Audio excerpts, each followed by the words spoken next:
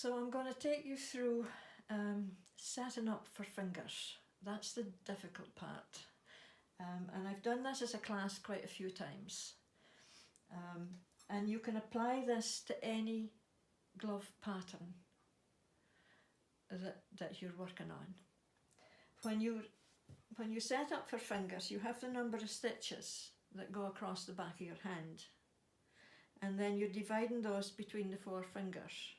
But the fingers are not flat, they've got space in between. And you need extra stitches to accommodate that space, otherwise your fingers are tight. So that's what we're going to work on. I grew up in a family that knitted gloves, serious gloves, and this is how I was learnt to knit those gloves. So I've knitted a vague sample of a glove.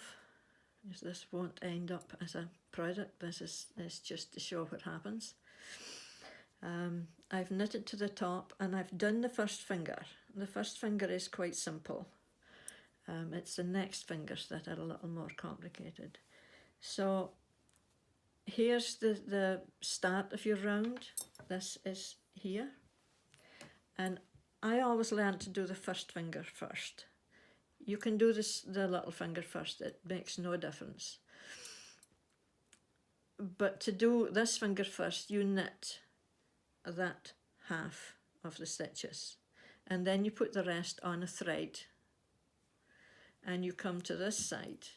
You knit across the stitches that you need for the thumb, and you cast on 2 stitches. Then you knit your finger. So there's 2 stitches cast on between the stitches that were on the body. So that's the stitch at the back, and this is a stitch at the front. And I've got 2 extra stitches in here. That gives you space for the space between your fingers. For the second finger, you put stitches that you're going to work on your needles. And then your starting point is here, because you knitted the first finger around to there. So we start here. But you need to do something with that big gap first. And this is the little tricky bit. I had cast on 2 stitches, sometimes called E-stitches, and you got that little loops at the bottom.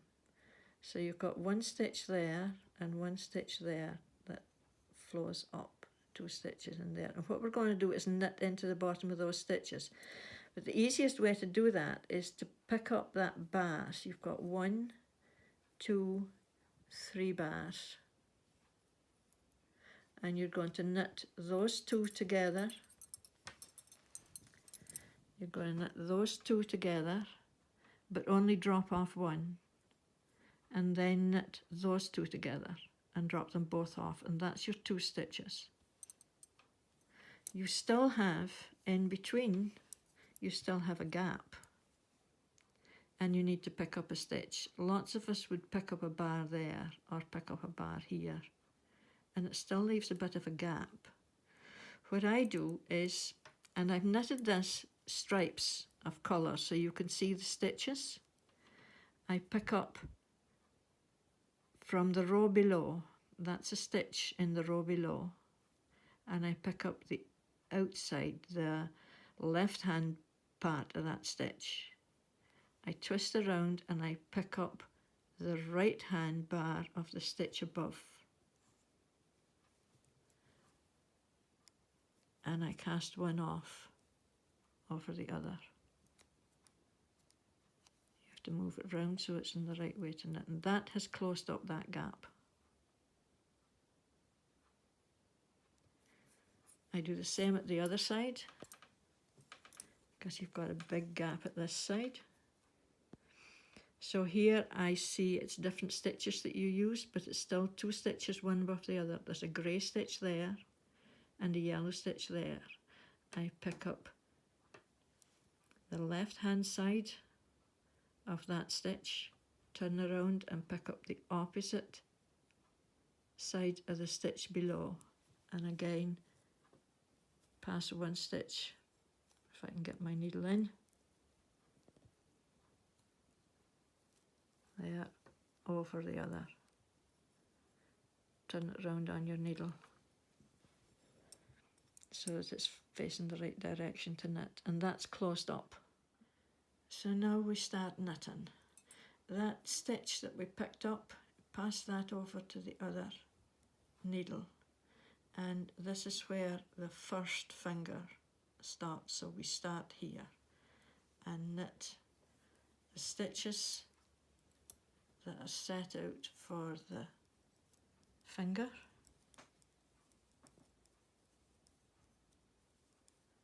I just have 6 on. And then we cast on 2 stitches. With your finger on your right hand, just make a loop and pass it on. It's often called an E-stitch. You need 2 of them. If you cast on any other way, you don't have the 3 bars to pick up. Then round to the second needle, knit the stitches for the finger. But the last 2, that's the last stitch that you've picked up, that you've allocated for the finger, and the one that we picked up, you knit those 2 together. Closes up that gap further. Then you need to knit these 3 bars that we picked up from the cast on stitches. And you're going to knit into, that's the 3 bars, you're going to knit into 2 bars, but you're only going to drop off 1 of those bars. Then you knit into the 2 bars that are left, and you drop them both off. Then you have the stitch that you picked up and the first stitch that you knitted, and you're going to decrease that. You're going to knit that 2 together. That closes that gap up. And then you're knitting round your finger.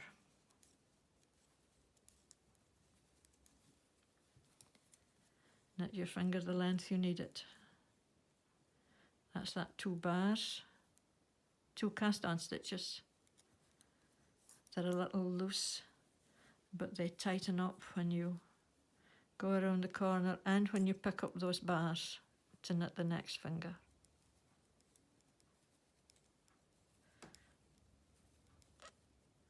So this is where you can rewind that piece of a video and look at it again and again. You can see you've got more stitches on the back than the front. You can rearrange that to make it an even number. So you pass 1 from each end, because these are the cast on stitches. If you pass 1 from here, take it round the corner. I'll knit it because it's here.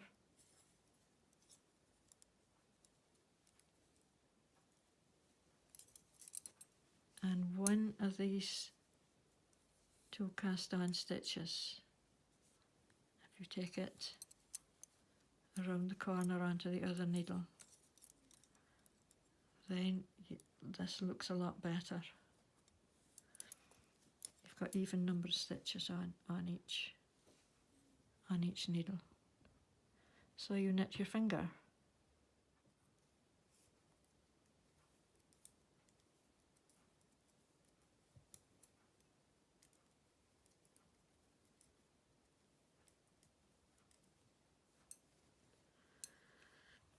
This is why I don't like knitting fingers. It's just knit a few stitches, turn and knit a few stitches.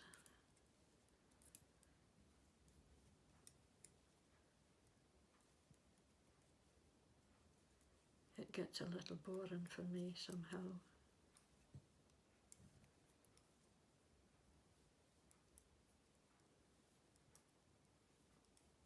That's why I always ever do short fingers if I was going to, but I would prefer just a piece of rib at the top.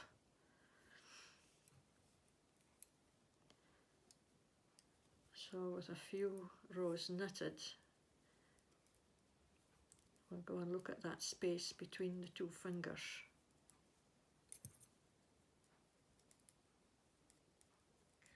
That stitches in between the two fingers. There's no gaps, there's no holes.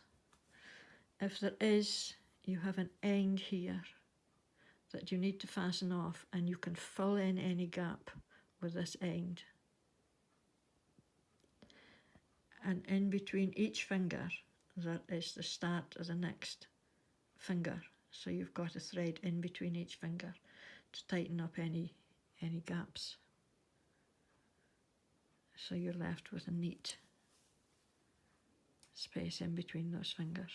And it's just wide enough to fill the space between the fingers on your hand. So that's the fingers, and it's the same for each finger as you go. I also set in a thumb here, and mostly what I do for the thumb is knit in an extra piece of thread that I can pick out, and I have an opening. And I did the same here. I did different colours so you can see the rows. Pick up the stitches below and above the thread. So this, I'm just picking up that grey stitch. And how many did I put in? I put in 6. I thought it was a nice small number to get around. And at the other side, you can pick up 6 as well. But you end up picking up half bars at the side, so you'll end up with 7. So if I start to unpick that, you can see half a stitch there. So I'll pick up that half stitch, and then 1, 2, 3, 4, 5, and a half at the end. 1, 2, 3, 4, 5, 6, 7, which is 7. Then you can pull this out or pick it out. I thought this thread would pull. That doesn't, but I've broken it at each end. And then you can pick the stitches. Sometimes you need to pick these stitches out as you pick up the top finger, top row of stitches. So that's the stitches picked up, but you've still got gaps at the edge. And to fill those gaps, you need to pick up another stitch. And I do exactly the same as I did for the in between the fingers. You can see a grey stitch there, a grey stitch there and a yellow stitch here. So I pick up the outside of the yellow one and the inside of the grey one, and pass one over the top of the other. And I put it on the front needle, the bottom needle. Same at the other side. In the gap, I've got a grey stitch and a yellow stitch.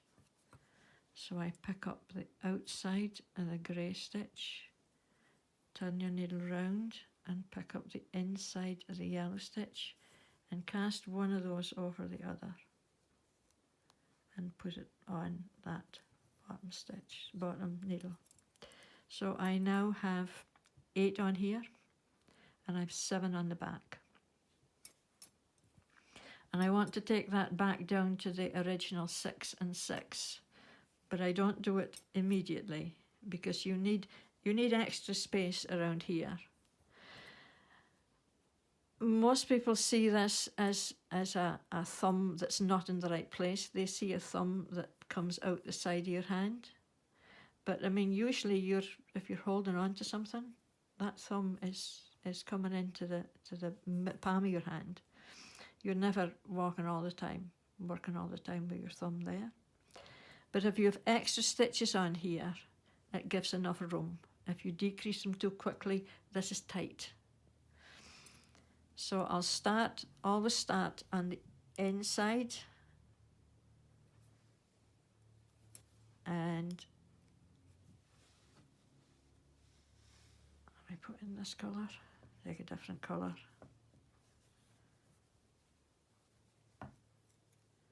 Knit across your 8, knit 1 full round with all the stitches that's there. So it's 8 on the front needle, on the first needle, and 7 on the second needle.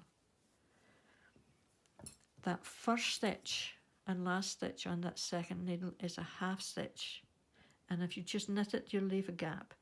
So twist it, knit into the front and twist that stitch, and that will close it up. Knit to the end stitch, and again it's a half a stitch, and I knit into the back of that one. So you still have 8 stitches and 7 stitches. 2 more on this needle than I want to end up with, and 1 more on the other needle. So on the next round I will decrease 1 stitch in the middle of the needle with the most stitches on. Keep tension on that thread. So somewhere in the middle, there's 3 stitches, and I'll knit 2 together, so I've got rid of 1.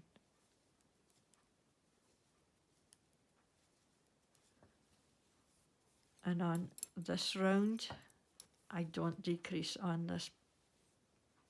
the second needle. I knit it straight across. So I have decreased 1 stitch on this front needle. So I have 7 and 7. So I have 2 more stitches to decrease. The next round I'll decrease on this needle. So you are slowly bringing those stitches down, so you leave more fabric at the base of the thumb. Split that one.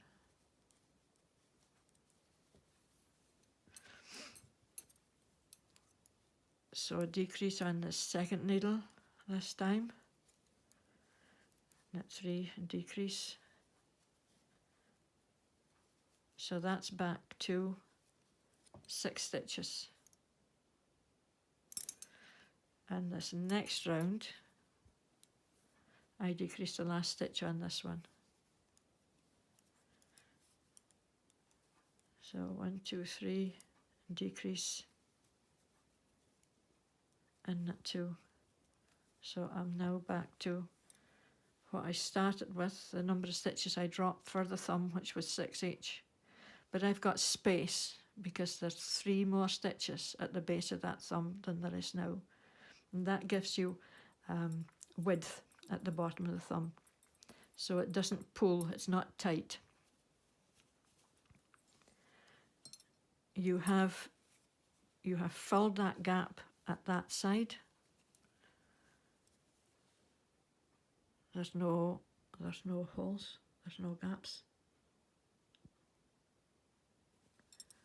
But here where you started, it always looks like a little bit of a gap, but you've got this end that you're going to fasten in, and you stitch that across here and close up that little gap that's there, reinforces it. And that's where the strain will be on your thumb, is here. So you've got an extra bit of reinforcing with that thread. Tying in.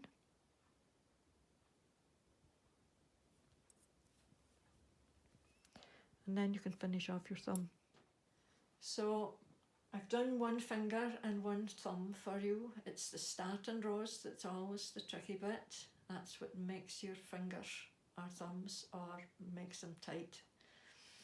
You can pause and rewind that bit over and over again, see what I did, and replicate in your own fingers.